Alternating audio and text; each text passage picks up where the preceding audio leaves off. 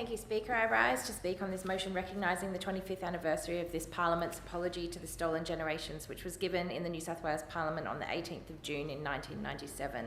I acknowledge that we are gathered here today on the land of the Gadigal people of the Eora Nation and pay our respects to elders past, present and emerging.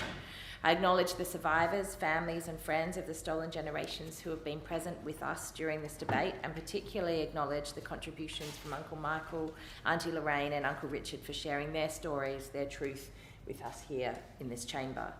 On behalf of the people of Newtown and as a representative of the Greens, I also offer an apology to the stolen generations for the wrongs inflicted, for the harm perpetrated and for the trauma inflicted by this state. Let us be clear that this is not just about the past, though. It is still happening today. Auntie Lorraine, in her address to this Parliament ahead of this motion, said, "Children are still being taken, women, men, children still being incarcerated." And she urged the government, "Stop taking our children. You are just recycling our trauma. We need to break the cycle." She continued by saying, "Hear us and take action, please." Uncle Michael, when he addressed us 25 years on, asked us to act with urgency when it comes to the ongoing incarceration and removal from family happening today.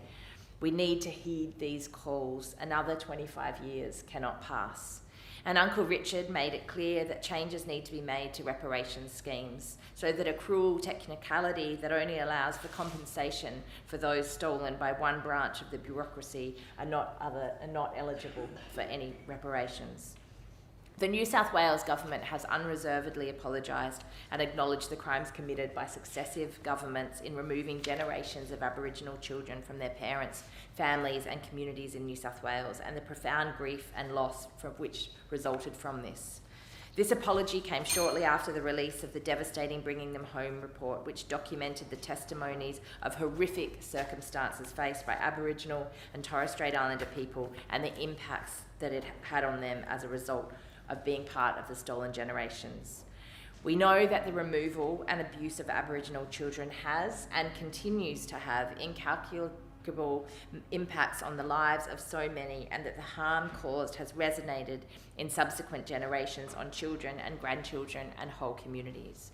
Which is why, after all of this shocking evidence, the personal testimonies and the 53 strong recommendations, the formal apologies from Prime Ministers and Premiers, that we are still looking at the same issues happening right now in this state, in this very time. Today, there are many thousands of Aboriginal children being removed from family and put into out-of-home care. Many of them are being separated from their culture and their community and are being robbed of essential parts of their identity.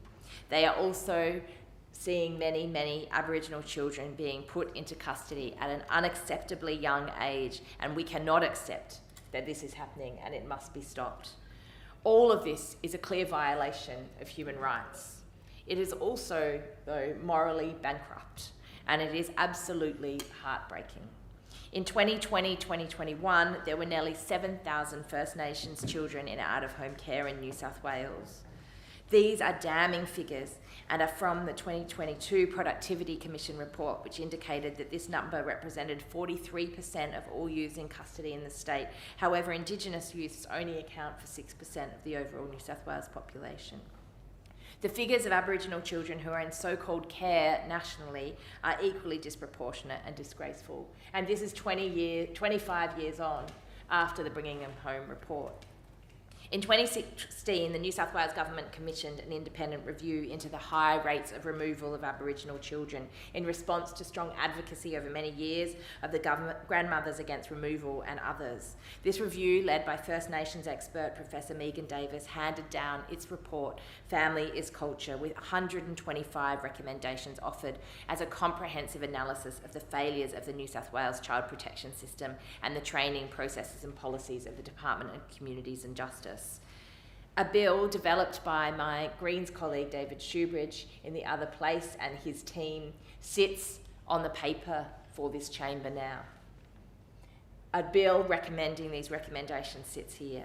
We must heed the urgency and the urgent cries. We must do all we can to determine that we are going to ensure that saying sorry means that we never do this again. And I urge the government and the opposition to support the Family is Culture Review Bill so that we can see this change occur.